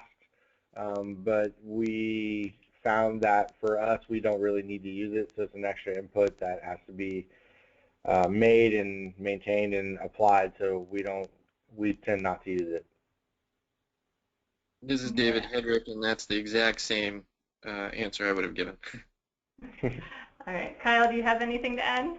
We have also experimented with it, but for our scale, it's really hard to be able to brew enough to be efficient, so we do not use it either. I used to brew a couple thousand gallons of compost tea every week for a job I had before I came to CCOF, and we didn't have good results in the greenhouse with it. We brewed it for mildew control, and we found that we were having to apply so much of it that it was actually waterlogging the plants. We had really good luck with it for turf management on a golf course. Interesting. All right, thank you. Another question for everybody is alternatives to peat moss. There are some in the audience that are concerned about the environmental impact of peat moss. So have any of you experimented with other products? This is Andrew again. I have actually used coconut fiber in a couple of different situations, and we had really good success with it at Four Winds Growers for both blueberries and citrus.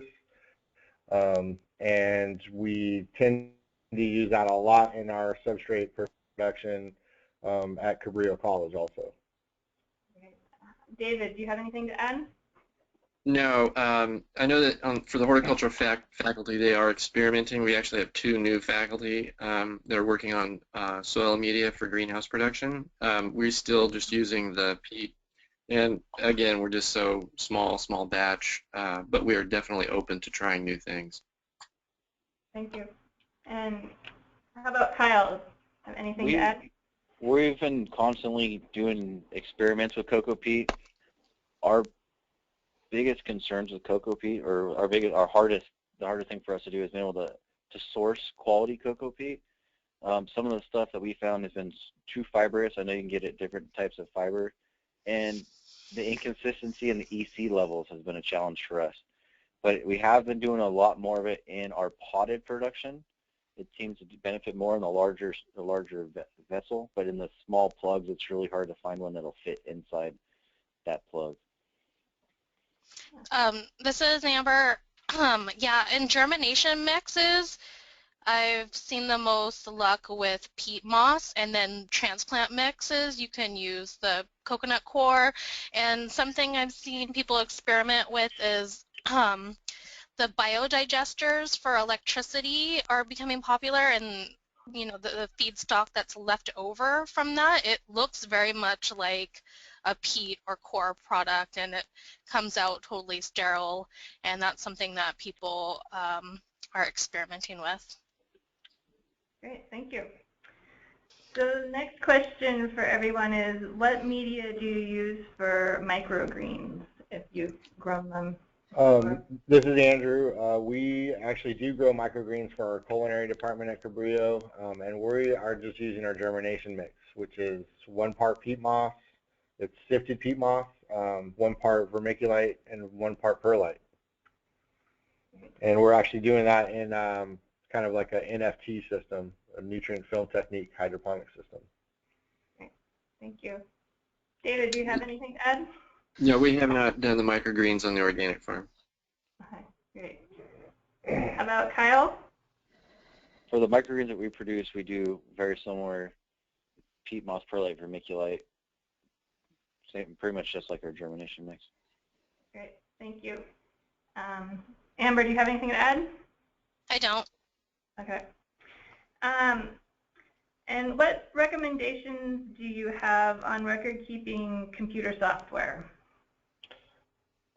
This is Andrew. We are so small that we do not use computer software for record keeping. We just have separate binders for each location. So we have a South Farm, North Farm, nursery binder, and then our OSP binder.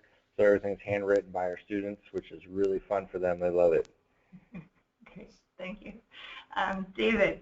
Yeah, that's about the same. I've developed an Excel spreadsheet, especially for our sales because we have so many different varieties and we're selling in so many different places. I've got a pivot point spreadsheet that was helped put together from the agribusiness department here, and it's very, very handy to have, so I can call up like what did we do with carrots this year, and it'll just bring up everything to do with carrots. So it's all basically just Excel spreadsheets. Great, thanks. Kyle? We're still trying to find one that'll work. As you saw, the example I showed you, we're still doing handwritten and scanning them into our computer system, which is very slow and tedious. But we are looking for one we can use on a larger scale digitally. We just haven't found one yet. We do have, I guess, the equivalent to what a phablet, what I would call it, large cell phone that we can do some basic data entry into, but we haven't found one that works efficiently yet. Great, thanks. Amber, are there any that you've heard of that other growers are using? Yeah, some simple things for small and medium scale farmers who maybe aren't having to deal with as much of the food safety requirements is just a Google calendar that you can share with other staff, or if you like the idea of spreadsheets but don't want to develop your own, you can just search Google Docs for template spreadsheets and just adapt that for your operation. And then anybody who's working on your farm or at your greenhouse who has a smartphone can just dial into those documents. I could add a little bit to that too. At Cabrillo, all of our harvest information is on a Google Doc sheet that can be, any of the students can access it, any of the staff and faculty can access it as well. All right, great, thanks. And do you have any comments on Bagrata bug management? I don't know. Okay. This is Kyle. The easiest way to control Bagrata bug is control in the surrounding environment. Keep your weed populations to a minimum if possible. Give yourself plenty of room in between any of your native vegetation if possible. And the only thing that does any efficacy on it is pyganic. And you have to get them at an early life stage and get them when they're active. The best way to do it is all going to be on cultural control and keeping your greenhouses as clean as possible. And just anytime you have crop rotation, make sure you get rid of any leftover materials off the floor and anywhere, and just keep everything as clean as possible. Okay, thanks. Does anybody else? Yeah, that's wise words. Yeah, so this is David Hedrick, and here at Cal Poly I've been watching Bagrata bug come in and looking at its seasonal cycling, and it's because it's an invasive species, it's still going through some sort of settling in population dynamics. This year we got them really early and really hard, and we've only had them here for like 3 years. They first started showing up 3 years ago, and just barely see them at the very hottest part of the year. And now we're seeing them. They've been very active all summer. So it's from what I've heard, Bagrata is really hitting organic growers hard. Everything that Kyle said is absolutely correct. In terms of transplants, one other thing that I have heard and that we've demonstrated here is as long as the plant can get past like that 8 to 10 leaf stage, you're going to be past the worst kind of damage. But it is, as Kyle has already pointed out, everything has to be very early, very aggressive, because those young plants are the ones that are most susceptible. So it's still a work in progress, very, very challenging. Another thing we did in the greenhouse here was we seeded flats of daikon. They seem to be really attracted to daikon in different radish varieties. So we would put trays of daikon in certain parts of the greenhouse, trying to get them as serve as trap crops, and really hit those crops hard because we weren't going to use those for production. We just hit those really hard with pyganics, and then just try to get them to come out of anywhere they could be. That way, they were also used as scouting crops. So we can see, okay, if we have them here, we need to look harder in different parts of the greenhouse and see if we do have them. here in our production area, we haven't seen many this year. As of last season, last August, we were very heavy. But this season we haven't seen very many. But we're in Salinas, and the weather is quite a bit different than down in San Luis Obispo. So I think that has a lot to do with it, because the generation speed last year was incredible. Great, thank you.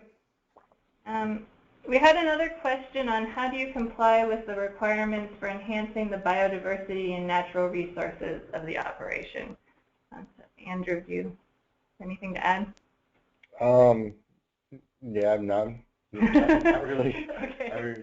For biodiversity, we're surrounded by the state park and a canyon that's all natural, and then we do beneficial plantings around our farm, and to attract beneficial insects and that sort of thing. But besides that, we're really separated from everything, any type of production. We don't have any surrounding farms, and we're situated in a place where our outside pest issues are really limited.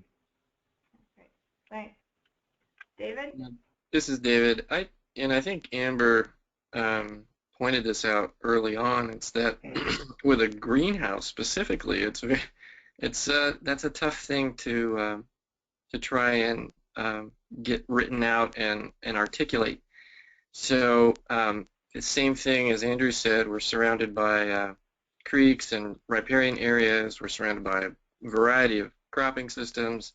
We plant the good bug blends. We're not doing anything to hurt biodiversity, but in a greenhouse specifically, it's hard to enhance biodiversity. Thanks. Kyle? We've planted, we do a lot of wind blocks and plant different types of trees around our facilities. As you guys saw on where our mother stock is, we try to plant and incorporate a lot of the alyssum and poppies and lavender and other beneficial plants around all our greenhouses. We also do collect all our runoff and just try to mitigate anything that comes off. But as Dr. Hedrick said, it is very hard to promote biodiversity in the greenhouse. You do as much as you can to help, but it's difficult. Great, thank you. Amber, do you have anything to add? Just to reiterate what everybody else said, like the good bug planting mixes outside your greenhouse, any hedgerows outside your greenhouse, wind blocks.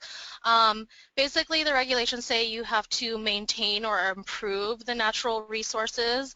So we don't want to see that you're destroying the natural resources. Even though your production's happening inside the greenhouse, we don't want to see that you're contaminating streams with your runoff, that you're tearing down forests to build more greenhouses. And if you are, what are you doing to mediate that? Like, are you planting something else somewhere else? Or it is just hard to document, but you can do it. And yeah, everything that everybody said are good ways to maintain or improve the natural resources. Okay, thank you. So the next question is, do you have any suggestions for pre-mixed bag soil mix for growing media? So there's a number of different things that we've tried, and we actually like to make all of our stuff in-house. There's like the Sunshine 5 organic mix. I was not a fan, stopped using it pretty much immediately. Different growers, different situations may like it. That's just one that we've tried that we didn't really like. And for us to teach the students how to mix the soil and what the proper ratios and ingredients are is really essential as far as like it's a learning objective for them. Great, thank you. David, do you have anything to add? Yeah, no, we've just done our own. I think some of the pre-mixed stuff, it's been mixed results, and again, you could have inputs that sneak up on you that you're not aware of, and so for us it's just been better to have it something that we have under our control. And again, it's also part of it that students are able to participate in and understand soil media and propagation issues. So works out better that way. Kyle and Amber, anything additional? We also make our own just because strictly based on our size. There are organic, you can buy pre-organic mixes, pre-made organic mixes out there. It's just what I've seen is the inconsistency of the mixes is your hardest thing to deal with.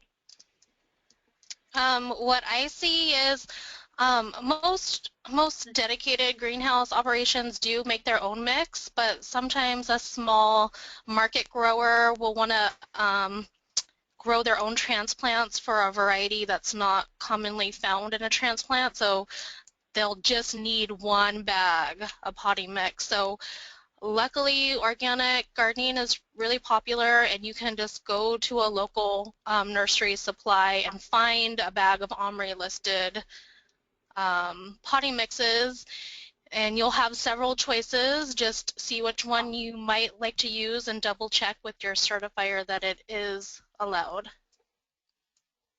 Great, thank you. So we've had a couple of people write in with just comments and suggestions. We had one person comment that for software they use Cogs Pro.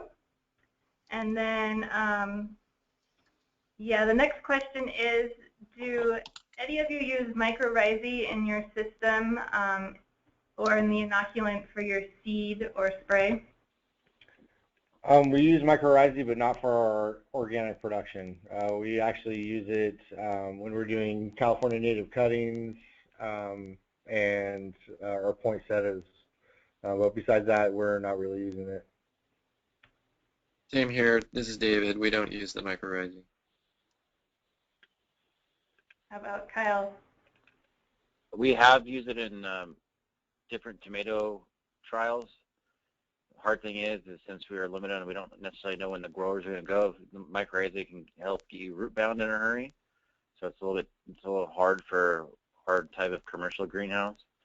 We have used it in potted tomatoes in the past, and it works great. And it has no effect on any of the brassicas. That's partly, some of our large producers are brassicas, so do not use it on those. We do use it on some of our tomato production. Thanks. Amber? I don't have anything to add. Okay, thank you. So we had two more questions. There's a grower on the line that uses vinegar to clean the greenhouse and the sprinklers, the floors, etc. Do you have any other better suggestions than that? We use student labor, and they do a really good job of cleaning stuff. So no, I don't have any other suggestions besides that. We like to stick with the natural products or just elbow grease, and we're small enough that we can get away with that. Any other comments? If the question is about going back and forth between cleaning the greenhouse between conventional to organic production, basically you can use whatever you want as long as you're documenting that it's been clearly rinsed and that any organic plants have been removed before you do your cleaning process. Great. There's a product called Oxidate that is OMRI listed that does a pretty good at sanitation. Good. So the final question is, do you give tours? We do at Cabrillo College.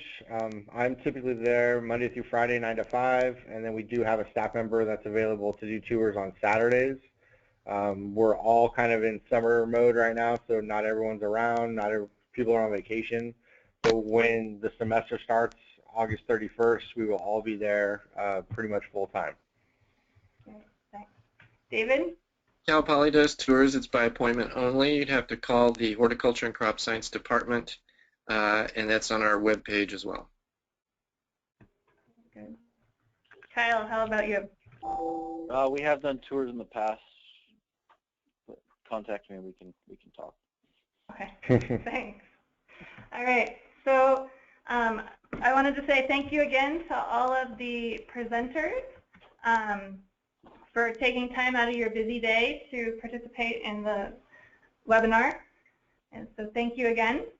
And then to our participants, the CCOF website is a great resource for information on organic certification, and then also we have an education page with more webinars and other resources for education.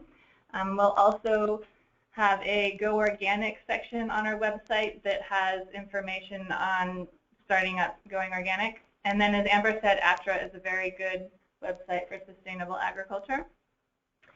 As I mentioned before, we're only one of many certifiers, so we encourage you to do your homework, find what works for you. But if you're interested, Jane Wade is our new applicant liaison, and she's great. She can answer all of your questions.